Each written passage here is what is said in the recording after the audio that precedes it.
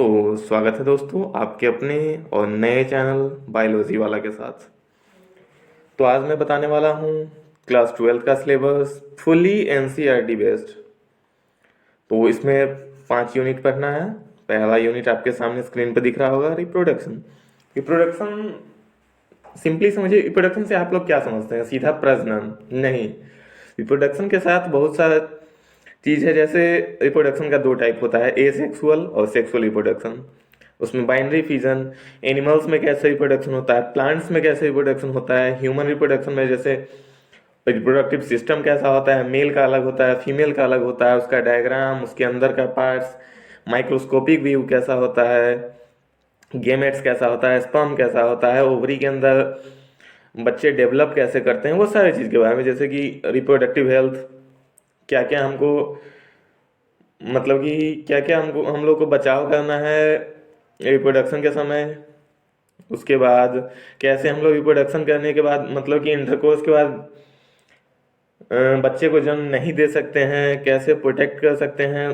बहुत सारी चीज़, जैसे डिजीज भी होता है। वो रिप्रोडक्टिव हेल्थ मतलब सिर्फ प्रजनन ही नहीं, रिप्रोडक्टिव हेल्थ मतलब रिप्रोडक्शन के समय या रिप्रोडक्शन के बाद रिप्रोडक्शन से होने वाले बीमारियों के बारे में, सारी चीज़ के बारे में पढ़ना है। बर्थ कंट्रोल कैसे होता है, उसका मेथड क्या है, गिफ्ट क्या होता है, जिफ्ट क्या होता है, सारों चीज़ के बारे में मैं आप लोगों को ब्रीफ डिस्क्रिप्शन दूंगा।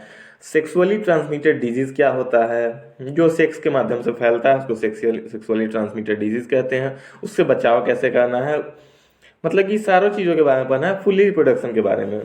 उसके बाद चलिए दूसरे यूनिट की हम लोग बताते हैं, जेनेटिक्स एंड इवोल्यूशन। जैसे जेनेटिक्स एंड इवोल्यूशन, जेनेटिक्स मतलब सिंपली समझिए कि प्रजनन के और अंदर का पार्ट, जैसे कि हेरिडिटी, वेरिएशन, उसके बाद डीएनए, आरएनए। जैसे कि डीएनए क्या होता है, डीएनए का फुल फॉर्म हम लोग को पता है, डीऑक्सी राइबो न्यूक्लिक एसिड, और आरएनए का राइबो न्यूक्लिक एसिड। उनके बारे में पढ़ना है, उनका कंट्रोल पढ़ना है। इवोल्यूशन मतलब ओरिजिन ऑफ लाइफ। इवोल्यूशन मतलब कोई चीज़ का शुरुआत, origin of life, biological evolution, बहुत सारी चीज़। इवोल्यूशन को किसने सबसे पहला नाम दिया था, मैकेनिज्म उसका क्या है।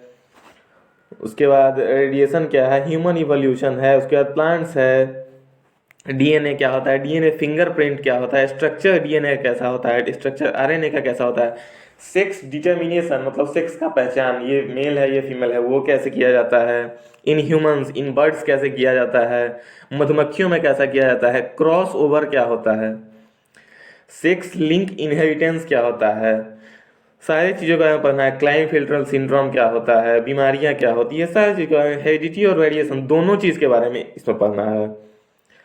और इवोल्यूशन की, जैसे कि आप लोग के सामने दिख रहा होगा, ओरिजिन ऑफ लाइफ आपके सामने लिखा हुआ है, biological evolution, evidence of biological evolution, सारी चीज़ों के बारे में मैं बताऊंगा अगले चैप्टर में।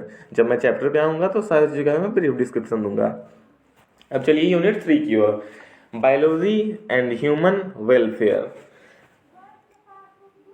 बायोलॉजी मतलब सिंपल समझिए जीव विज्ञान, जीवित विज्ञान। इसमें सीधा पहले में आप देख रहे हैं आपके स्क्रीन पे, उसके नीचे क्या है, हेल्थ एंड डिजीज, मतलब कि स्वास्थ्य और स्वास्थ्य संबंधी बीमारियां। Pathogen, parasites causing human disease, मतलब कि पैथोजेंस हैं, पैरासाइट्स है जिससे ह्यूमन को डिजीज होता है, वो क्या है, कौन कौन से होते हैं, malaria, filaria, ascariasis, typhoid, pneumonia, common cold. Pneumonia आप सुने होंगे, छोटे बच्चों में ज़्यादातर पाया जाता है कि निमोनिया हो गया। वो क्यों होता है, किस मतलब किस पैथोजन के कारण होता है, मलेरिया जैसे है मच्छर के कारण होता है, फैलेरिया है वो भी मच्छर के काटने होता है, टाइफाइड कैसे होता है, रिंग वॉर्म कैसे होता है, जैसे कि उंगलियों में खुजली वगैरह होता है। बेसिक कंसेप्ट ऑफ इम्यूनोलॉजी आप लोगों के सामने है, वैक्सीन, कैंसर, सारी चीज़ों के बारे में, HIV, एड्स होता कैसे है और इसका कंट्रोल कैसे होता है, उसका दवा होता है, उसका नेचुरल मेथड भी होता है। उसके बाद adolescence, drug and alcohol abuse. Abuse मतलब उसको रेस्टिकेट करना, उसको कैसे छोड़ा जाता है, क्यों नहीं लेना चाहिए, उसके साथ लेने से क्या बीमारियां होती है। उसके बाद देखिए अगला, उसी में होगा आपको आगे पढ़ना है, improvement in food production. Food production में बढ़ावा कैसे, प्लांट ब्रीडिंग करा के, जैसे कि हम लोग खेती करते हैं। टिश्यू कल्चर, एक टिश्यू से बहुत सारे पेड़ पौधे बनाना, कुछ भी, जैसे कि single cell protein, bio fortification, apiculture मतलब कि मधुमक्खी पालन, वो भी इम्प्रूवमेंट फूड प्रोडक्शन में मध का इम्प्रूवमेंट होगा। एनिमल हस्बेंड्री मतलब कि पशुपालन, जैसे कि गाय भैंस हम लोग रखते हैं, गांव में भी रखा जाता है, बहुत सारे लोग डेयरी फार्मिंग वगैरह करते हैं, तो मिल्क प्रोडक्शन उससे बढ़ा, तो उससे फूड का प्रोडक्शन बढ़ा, प्रोडक्शन बढ़ गया। माइक्रोब्स इन ह्यूमन वेलफेयर, जैसे house hold food processing, house hold में फूड प्रोसेस कैसे किया जाता है, इंडस्ट्री में कैसे प्रोसेस होता है, सीवेज ट्रीटमेंट, सीवेज में जैसे कि हम लोग कुछ भी घर के सारे कचरे को बहा देते हैं सीवेज में, और सीवेज से होते हुए वो चला जाता है नदी में, तो उसको कंट्रोल करना है कि नदी गंदा ना हो, फिर वहाँ पे मछलियाँ मरने लगेगी। उसके बाद उसको कंट्रोल कैसे किया था, सीवेज ट्रीटमेंट का बहुत सारा फॉर्मूला है, उसका स्टेप बाय स्टेप मैं जब चैप्टर पे आऊँगा तो बताऊँगा। एनर्जी जनरेशन, एनर्जी को जनरेट कैसे किया जाता है, तो खाने पीने से होता है, वो आप लोगों को पता है।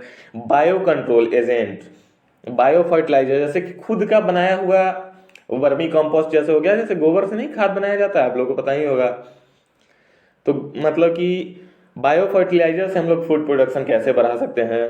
उसके बाद अगले यूनिट पे आते हैं, biotechnology and its application. Biotechnology क्या होता है, जेनेटिक इंजीनियरिंग क्या होता है, रिकम्बिनेंट डीएनए क्या होता है। जेनेटिक इंजीनियरिंग मतलब कि जीन में इंजीनियरिंग करके, मतलब कि जो बीमारियां हैं उसको जन्म लेने से पहले बच्चों को में से बीमारियां वो नहीं हो, जैसे सुई पड़ता है ना हम लोग को बच्चे में कि इसको ये क्या कहते हैं फैलेरिया वगैरह नहीं है, उसका इन्फेक्शन नहीं है, उसके लिए हम लोग को बच्चे में टीका लगाया जाता है। एप्लीकेशन ऑफ बायोटेक्नोलॉजी, एप्लीकेशंस क्या है बायोटेक्नोलॉजी के, in health, in agriculture, health में भी बायोटेक्नोलॉजी आती है, एग्रीकल्चर में भी आते हैं। ह्यूमन इंसुलिन, इंसुलिन आप लोग को सुने होंगे तो आप लोग को लगा होगा इंसुलिन, शुगर पेशेंट जो होते हैं वो इंसुलिन था। ह्यूमन इंसुलिन, ह्यूमन को लेने वाला इंसुलिन कैसे बनाया जाता है। उसके बाद vaccine production, gene therapy, genetically modified BT crops. उसके बाद बीटी क्रॉप्स है, ट्रांसजेनिक एनिमल्स, एनिमल्स में भी जीन का ट्रांसफॉर्म होता है। बायोपैरेसी एंड पेटेंट्स, पेशेंट जो होते हैं वो बायोपैरेसी कैसे होता है पेशेंट्स में। उसके बाद बायोटेक्नोलॉजी, इसके इट्स एप्लीकेशन एक छोटा सा यूनिट है, इसमें ज़्यादा कुछ पढ़ना नहीं है। उसके बाद इकोलॉजी और इन्वायरमेंट, यूनिट 5 पे है ये। इकोलॉजी और इन्वायरमेंट, इन्वायरमेंट मतलब क्या, पर्यावरण, और इकोलॉजी भी पर्यावरण के अंदर का मतलब कि parts. Organism and environment, organism मतलब हम आप, जानवर, कुत्ते बिल्ली जो भी जीवित हैं उनको ऑर्गेनिज्म कहेंगे। तो इन्वायरमेंट मतलब कि पर्यावरण। हैबिटेट आपके सामने लिखा हुआ है, हैबिटेट मतलब कि किसी भी चीज को रहने के लिए जो उनका घर होता है उनको हैबिटेट कहते हैं। जब लोग हम लोग हाउस में रहते हैं तो हम लोग का हाउस हैबिटेट है, और जो जंगल में रहते हैं उनका जंगल हैबिटेट है।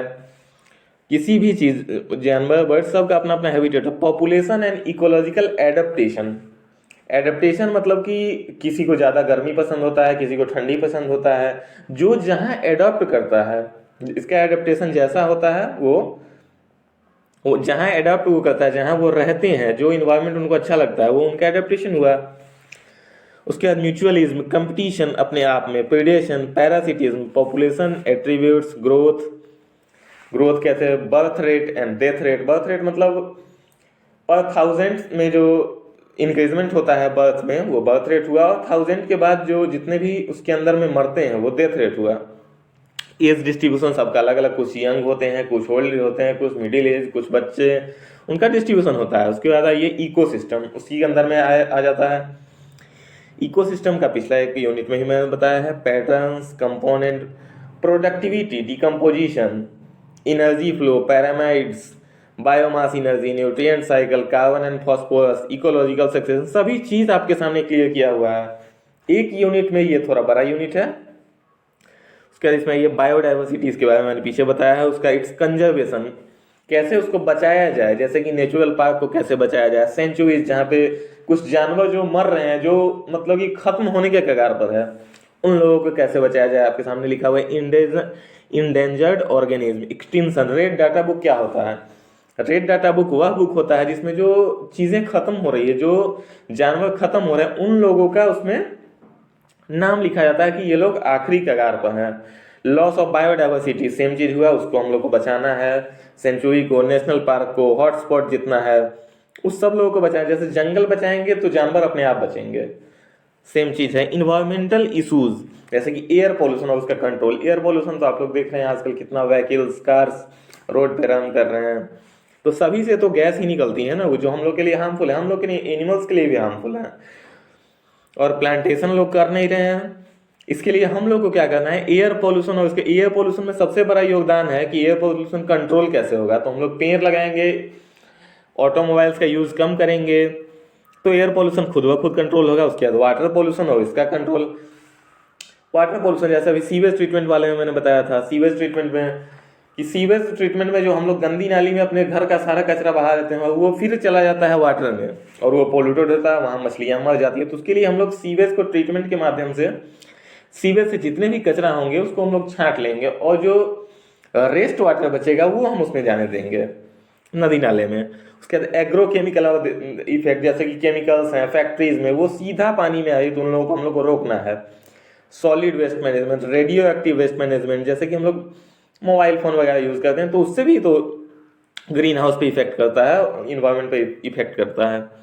उसके बाद आप लोग के आगे greenhouse effect and global warming, ozone depletion, deforestation, any three case studies as success stories addressing environmental issues.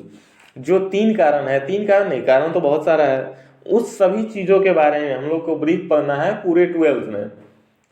बाकी उसके बाद आप लोग का प्रैक्टिकल आ जाता है, list of experiment, study pollen germination on A side, वो सारे चीजों के बारे में एक एक लिस्ट का एक्सपेरिमेंट है, वो आप लोग को थ्योरेटिकली समझा दूंगा, क्योंकि प्रैक्टिकली तो मैं समझा नहीं सकता हूँ, क्योंकि वीडियो के माध्यम से आप लोगों को बतानी है। उसके बाद आपका यहीं पे खत्म हो जाता है। थैंक यू बायोलॉजी वाला के साथ देखने के लिए, और जब मैं चैप्टर पे आऊँगा तो आप लोगों को सारी जानकारी दूंगा।